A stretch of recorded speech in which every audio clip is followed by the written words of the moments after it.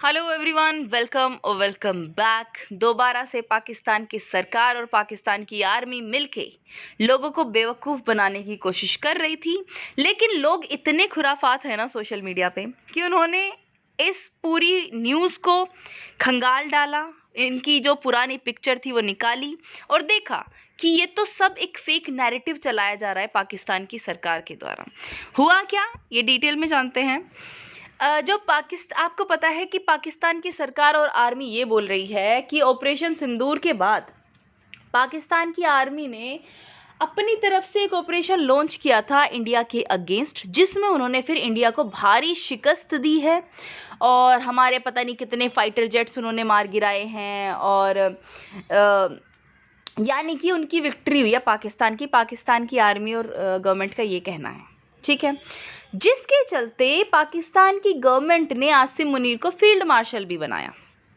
Field marshal बनाने के बाद अभी कुछ दिनों पहले इन्होंने एक डिनर पार्टी रखी और उसमें बोला कि जैसे कि हमारी इतनी अच्छी जीत हुई है, उसके चलते हम आर्मी चीफ को हमें कुछ सोवेनियर देना चाहिए। और सोवेनियर में उन्होंने क्या दिया कि ये देखो जी, ऑपरेशन बुनियन जो हमने इंडिया के अगेंस्ट लॉन्च किया था उसकी की ये एक तस्वीर है जो हम आसिम मुनीर को गिफ्ट करेंगे। अब सोशल मीडिया पे भी ये न्यूज़ फैली, सोशल मीडिया पे भी ये पिक्चर वायरल हुई। लेकिन क्या हुआ, कुछ यूज़र्स जो कि बहुत खुराफात हैं, उन्होंने इस पिक्चर का सच सामने लेके आए कि ये पिक्चर तो एक्चुअल में चाइना की जो ड्रिल हुई थी 2019 में उसकी पिक्चर है और उसी को ज़रा मरा फोटोशॉप करके इन्होंने अपने ऑपरेशन की पिक्चर बना दिया है और इसको ही भेंट कर रहे हैं अपने आर्मी चीफ को।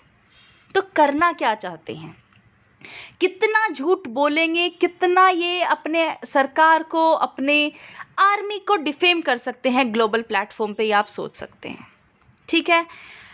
इन्होंने अपने पाकिस्तानी आर्मी चीफ को अगेन, जैसे कि मैंने बोला, पहले फील्ड मार्शल बनाया और फिर एक फ्रेम्ड पेंटिंग इनको गिफ्ट करी, ये बोल के कि ये हमारी विक्ट्री का सोवेनियर है।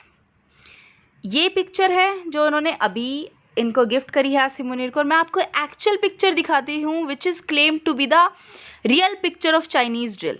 ये वो पिक्चर है 2019 की। ये है चाइना जो ड्रिल कर रहा था उसकी, ये 2019 की 4-5 साल पुरानी पिक्चर है और इसी पिक्चर को ज़रा मरा फोटोशॉप करके इन्होंने ये पिक्चर बनाया। आप रिसेम्बलेंस जो है उसको भी देख सकते हैं कितने स्ट्राइक है, ठीक है। अब इसी के चलते ट्विटर हैंडल पर इनकी बहुत तगड़ी बेइज्जती होने लगी। पाकिस्तान के भी कुछ जो सिटीज़न हैं, हमारे इधर के भी, बाकी भी सब इनको बोलने लगे कि व्हाट अ जोक, आप कर क्या रहे हैं, आप अपना मजाक बनवा क्यों रहे हैं। क्योंकि ये लोग फैक्ट को डिनाई कर देते हैं, ये लोग नए नए नैरेटिव निकाल के लाते हैं, फॉल्स नैरेटिव जो इनको ये फैलाते भी हैं ऑल ओवर द वर्ल्ड, ठीक है। तो उसी के चलते एक ट्विटर हैंडल था ताहा सिद्दीकी नाम से, उन्होंने बोला कि अपेरेंटली पाकिस्तान के आर्मी चीफ को एक Chinese military photo as a souvenir gift करी गई है to illustrate Pak army attack against India. How funny. So not just a fake victory narrative but also a fake photo with it. मतलब ना कि सिर्फ fake victory ये लोग बताते हैं बट उसके साथ एक फेक फोटो भी इन्होंने छाप दी, ऐसा इन्होंने बोला। दूसरे ट्विटर हैंडल ने बोला कि पाकिस्तानी पीएम ने आसिम मुनीर को एक फोटोशॉप्ड इमेज गिफ्ट करी है चाइनीज़ मिलिट्री ड्रिल की, जो कि 2019 में हुई थी। तो सब next level comedy happens in Pakistan. कितना मजाक बन रहा है, आप खुद देख लो ना। फिर कुछ लोग बोल रहे हैं कि चाइना की जो पीपल्स लिबरेशन आर्मी की ड्रिल की फोटो है वो इन्होंने डायरेक्ट उठाई है, उसको हल्का फुल्का फोटोशॉप किया है और उसी को इन्होंने बोल दिया कि पाकिस्तान का जो ऑपरेशन था अगेंस्ट इंडिया ये उसकी फोटो है। तो इससे कितने ज़्यादा क्वेश्चंस खड़े होते हैं about the authenticity of Pakistan portrayal of operation, जो कि उन्होंने इंडिया के खिलाफ चलाया था। यानी कि कोई ऑथेंटिसिटी है ही नहीं। अब आप पहले बोलते हो कि आपने इतना अच्छा काम किया है, इंडिया को शिकस्त दी है, फिर आपके पास कोई प्रूफ होता भी नहीं है, फिर आप एक फोटोशॉप पिक्चर डाल रहे हो, तो इससे क्या मैसेज जाएगा दुनिया को कि आपका तो पूरा जो विक्ट्री का नैरेटिव था वो फेक था, जो कि था भी, और ये मैसेज जाना भी चाहिए ग्लोबली। अच्छा, एक और ट्विटर यूज़र लिखते हैं कि ये लोग अपने जो ओरिजिनल विजुअल्स हैं ना ऑपरेशन के, उन तक को प्रोड्यूस नहीं कर पा रहे हैं और तो ये क्या करेंगे। अब कुछ दिनों पहले इनकी पार्लियामेंट में एक और काफ़ी फ़नी चीज़ हुई थी। इनके एक मिनिस्टर ने खड़े होकर बोला कि डेली टेलीग्राफ ने एक आर्टिकल छापा है पाकिस्तान की एयरफोर्स के लिए और बोला है कि पाकिस्तान एयरफोर्स जो है ना वो the undisputed king of skies है, यानी कि इनके बराबर का कोई नहीं है। अनडिस्प्यूटेडली वी कैन से कि it is the king of the skies. इसके बाद इस पे बहुत जांच पड़ताल हुई, इन्वेस्टिगेशन हुआ और पता चला कि डेली टेलीग्राफ ने ऐसा कोई आर्टिकल कभी छापा ही नहीं था। तो आप खुद सोच सकते हैं कि किस लेवल पर ये फेक इंफॉर्मेशन को स्प्रेड करने का काम करते हैं। और ये बहुत अनोइंग है और बहुत हद तक हमें इसको टैकल करने के लिए कुछ करना चाहिए। बिकॉज इंफॉर्मेशन वॉरफेयर बोलते हैं, एक टर्म, प्रोफेशनल टर्म है इसका, इंफॉर्मेशन वॉरफेयर। ये अभी सिर्फ टर्म नहीं रह गया है, ये एक्चुअल में पाकिस्तान बहुत ज़्यादा यूज़ कर रहा है with the support of China, जबकि हमारे पास किसी का सपोर्ट है नहीं। और वो मैं अभी एक्सप्लेन भी करूँगी कि हमारे पास सपोर्ट नहीं है, ये मैं क्यों बोल रही हूँ। ठीक है, ये भी एक फेक न्यूज़ इन्होंने काफ़ी दिन पहले डाली थी। ये भी आप देख लीजिए कि इन्होंने बहुत सक्सेसफुली इंटरसेप्ट करे हैं यूएवी ड्रोन और उनको मार गिराया ये सब। अब देखिए सच्चाई क्या थी, एक्चुअल में ऑपरेशन सिंदूर की सच्चाई क्या थी, इसके ऊपर भी एक रिपोर्ट जारी हुई है। ऑपरेशन सिंदूर की सच्चाई कुछ ऐसी थी कि हमने पाकिस्तान के 8 F-16, 4 JF-17 डाउन किए थे और हैवी लॉस हुआ था पाकिस्तानी एयरफोर्स को, जिसके चलते वो लॉस बताया जा रहा है कि $3.35 बिलियन को भी एक्सीड करेगा। ये एक टेबल वायरल हुई थी काफ़ी ऑपरेशन सिंदूर के टाइम पे ही कि इतना लॉसेस शायद पाकिस्तानी जो एयरफोर्स है उनको झेलना पड़ेगा, पाकिस्तानी गवर्नमेंट को झेलना पड़ेगा।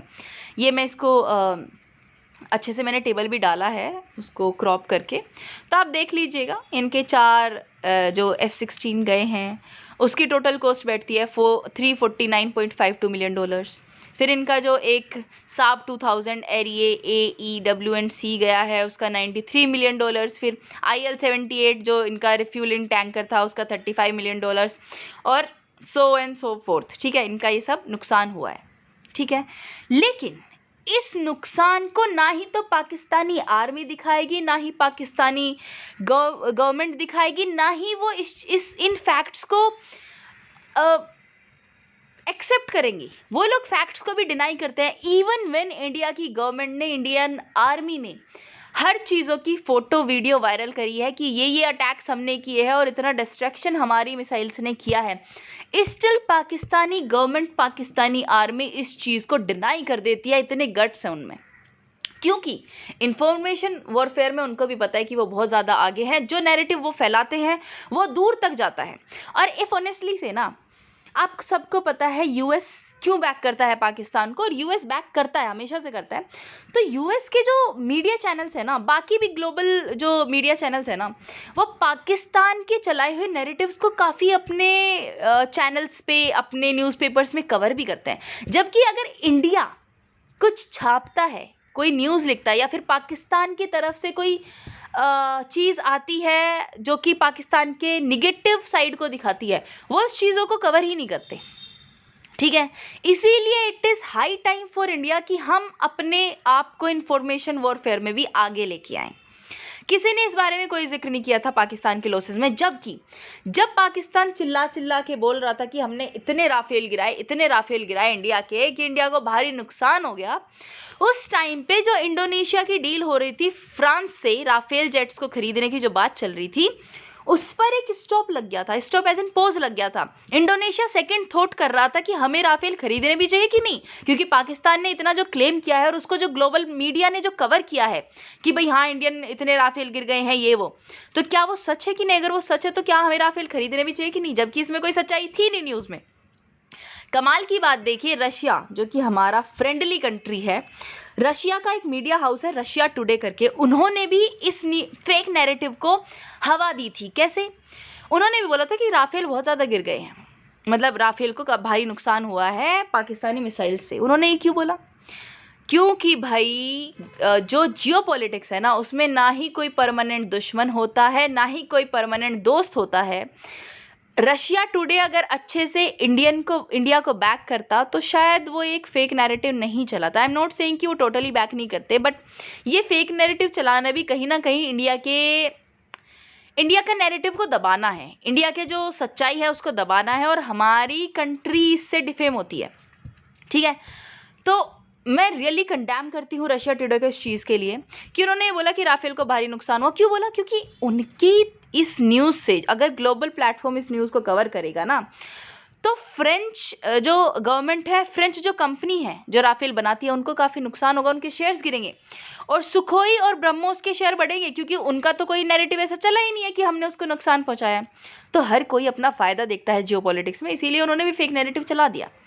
और इसी चीज़ को इंडिया को काउंटर करना चाहिए, क्योंकि पाकिस्तान के साथ तो फिर भी चाइना है, टर्की है, काफ़ी सारे देश हैं जो वैसे भी चाइना के पाकिस्तान के साथ खड़े हैं, और इंफॉर्मेशन वॉरफेयर के लिए भी कैसे वो सहमति सपोर्ट देते हैं पाकिस्तान को, आप देख ही सकते हैं। और उसका विक्टिम हमेशा इंडिया बनता है। अभी भी ये जो फ़ोटो दी गई है ना, चाइना की मर्ज़ी के खिलाफ तो गए नहीं होंगे पाकिस्तान वाले, उन्होंने ही बोला होगा कि कोई भी फ़ोटो उठा लो वहाँ से और वो दे दो।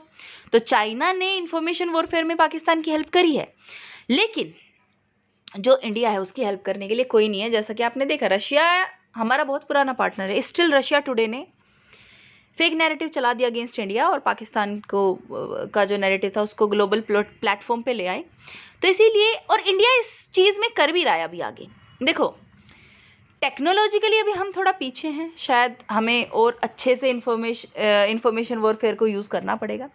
बट जैसा कि ऑपरेशन सिंदूर के बाद हमारे जो शशि थरूर जी हैं, हमारे जो एक्सटर्नल अफेयर्स मिनिस्टर है एस जयशंकर जी, सब गए हुए हैं बाहर यूरोपियन कंट्रीज़ में, यूके, यूएसए, हर जगह, ताकि वो अपना नैरेटिव बता पाए। क्योंकि जितनी फेक न्यूज़ स्प्रेड कर रखी है पाकिस्तान ने, चाइना ने, बाकी ग्लोबल जो मीडिया हाउसेज हैं उन्होंने, उसको टैकल करना इज़ नॉट ईजी।